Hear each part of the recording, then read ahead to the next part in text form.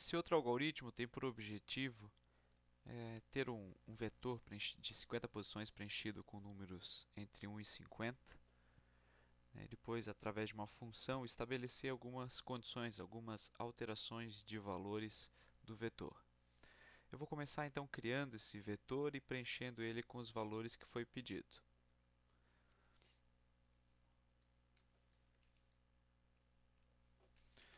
Então, um vetor de inteiros, vou chamar ele de vetor. Ele tem 50 posições e eu até vou preencher ele com valores aleatórios entre 1 e 50.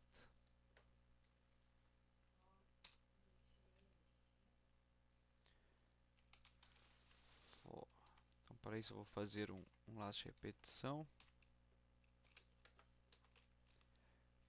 menor do que 50 posições no vetor.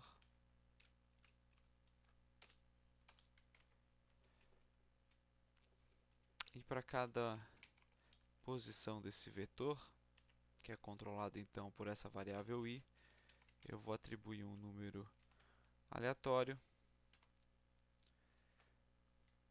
Se eu fizer isso daqui, estarei gerando números entre 0 e 49. Então eu somo mais um ao resultado, obtendo números entre 1 e 50.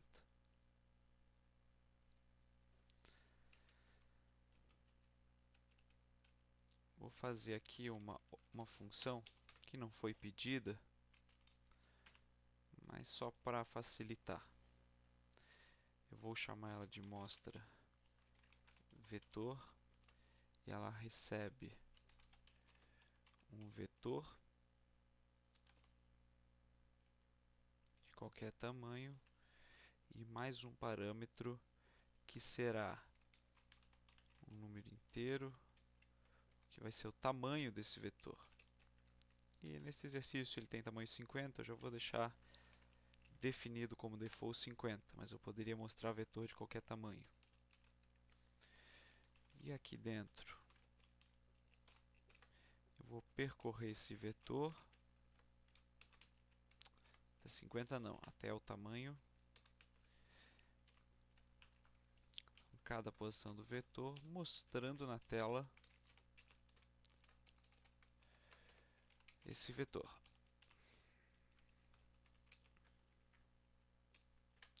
Isso aqui com caractere de pipe para separar. Então aqui eu preenchi o vetor, em seguida eu vou chamar a minha função mostra vetor passando o meu vetor. E se eu não passar nenhum parâmetro, ele vai mostrar as 50 posições dele. Então ele mostrou, ele está preenchido com números aleatórios, né? Só esqueci de plantar aqui uma nova semente para os números aleatórios.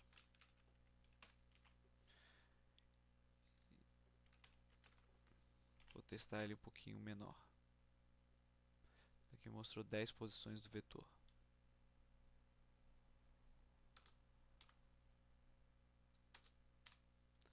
Gerou vários valores diferentes.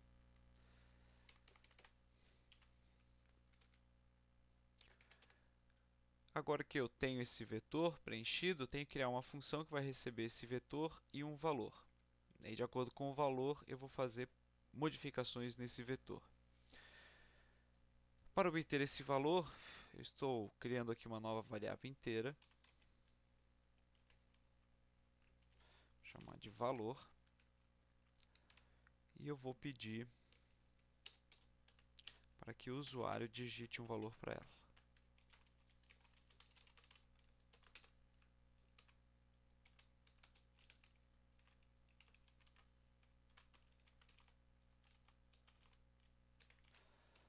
Então, o usuário vai digitar um valor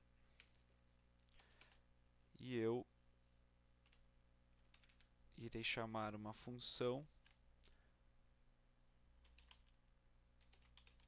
chamar ela de modifica vetor, que vai receber o meu vetor e mais esse meu valor que foi digitado pelo usuário.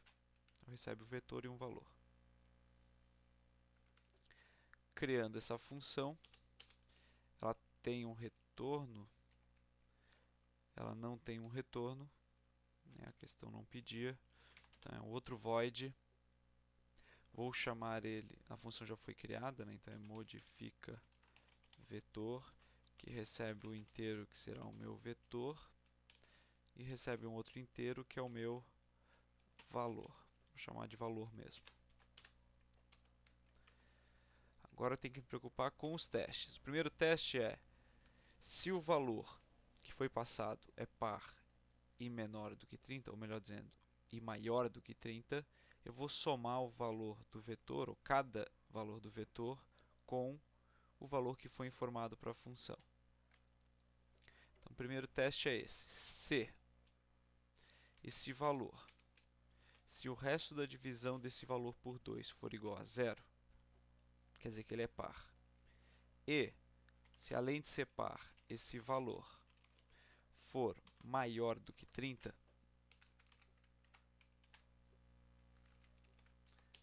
eu vou fazer com que o vetor para cada uma das suas posições acrescente o valor que foi mandado para a função.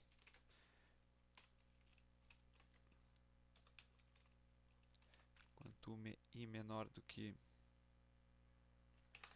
vai estar fixo em 50. Criar um pouquinho diferente. E mais. E para cada interação dessa eu vou fazer o meu vetor, que dentro dessa função se chama vet, na posição i, receber o vetor, o valor que já tem nessa própria posição, mais o valor que foi enviado para a função. Então, se ele entrar nessa condição aqui, obedecer esses dois critérios, ele vai somar os valores e o vetor vai estar modificado. Só para testar, vou mostrar o meu vetor antes e o meu vetor depois. Então, mostro o vetor, peço para modificar o vetor e depois mostro o vetor de novo. Deixa só eu fazer o seguinte. Aqui no final, dá mais um... Fazer uma nova linha. Mostro todos separando por pipe e depois mando mostrar uma nova linha. Está um valor, tem que ser par e maior do que 30, então vou botar o 32. Ele entra naquela condição. Para ficar mais fácil de testar, vou pegar só os 5 primeiros. Vou só mostrar os 5 primeiros elementos para ver se aconteceu. Então, 32. Aqui era o original. E aqui eles acrescido de 32. Isso aqui mais 32, ok. Verifico que todos os resultados bateram. Tentar um outro número, número 100. Fica mais fácil de verificar que os valores aqui estão batendo, está dando tudo certo. Então, para somar os valores, né, que era um dos primeiros critérios, o primeiro critério já foi feito. O segundo critério é que se o número fosse ímpar e menor do que 2, eu deveria inverter os valores do vetor. Inverter no sentido de não trocar as posições e sim trocar o valor. Então, se era positivo, passar para negativo e vice-versa. Então, aqui é a minha função de modificação do vetor.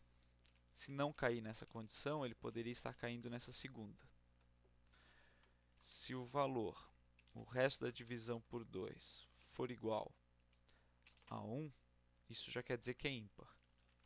Ou eu poderia dizer se ele é diferente de 0.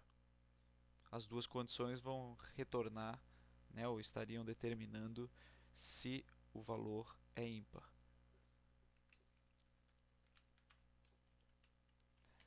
E, além disso, o valor for menor do que 2,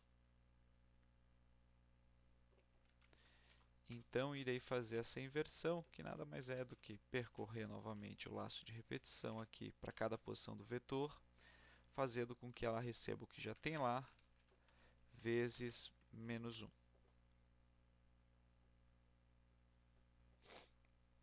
Fazendo um teste, vou passar aqui o número 1, porque é ímpar e menor do que 2, e eu vejo que fez a inversão. Testar um outro número, menos 50, menos 51, e eu vejo que também entrou e modificou. Mais um outro valor, vamos fazer o menos 50. O menos 50 não obedece nem à primeira condição e nem à segunda condição. Ele é par, mas não é maior do que 30, e ele não é ímpar, mas é menor do que 2. Tá? Mas não obedeceu completamente nenhuma dessas condições aqui para entrar nesses dois laços de repetição. Então ele não modifica o vetor conforme era necessário até agora. Porque caso ele não entre em nenhuma dessas duas condições, nem aqui e nem aqui, que é o que acontece com o número menos 50, ele deveria fazer isso daqui.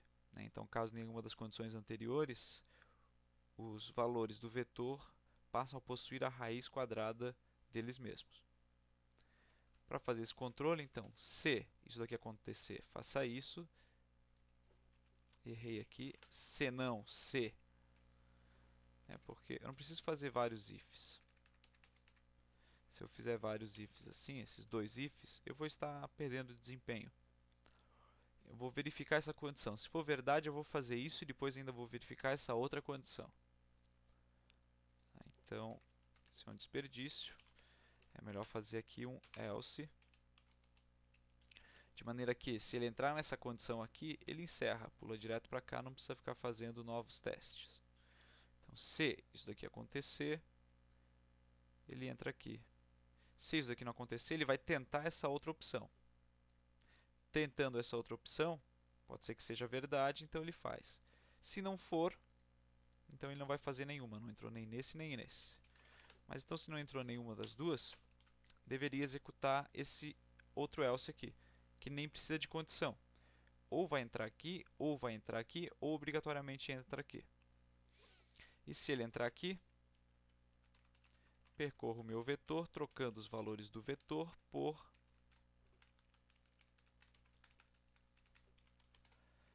a raiz quadrada dos valores desse vetor.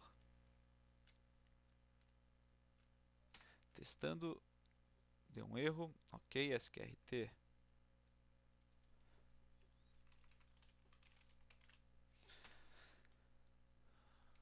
Opa, apaguei uma biblioteca que eu usava.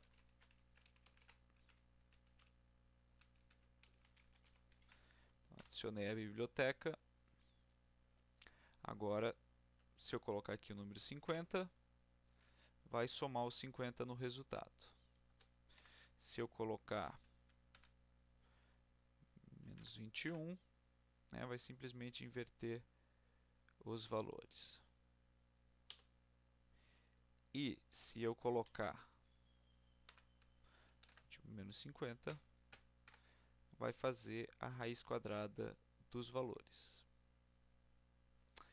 Um detalhe é que essa raiz quadrada pode resultar então um número fracionário, né, com casas depois da vírgula.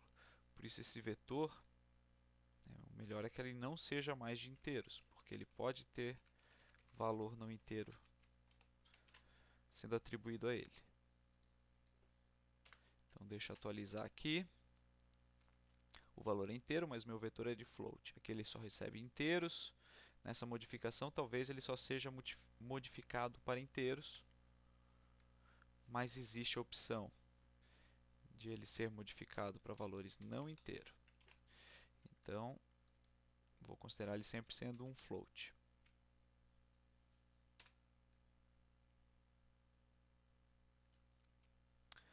O problema é que esse meu mostra vetor espera um vetor de inteiro e eu tenho um vetor de float. Agora sim, ajustado. Se aconteceu o meu menos 50, eu vejo que ele conseguiu aqui representar esses números fracionários. 32 ficou só inteiro mesmo, menos 11 ficou aí com a inversão dos valores. Certo? Então isso aqui resolve, né? Eu tenho que fazer uso de ifs, else if e else.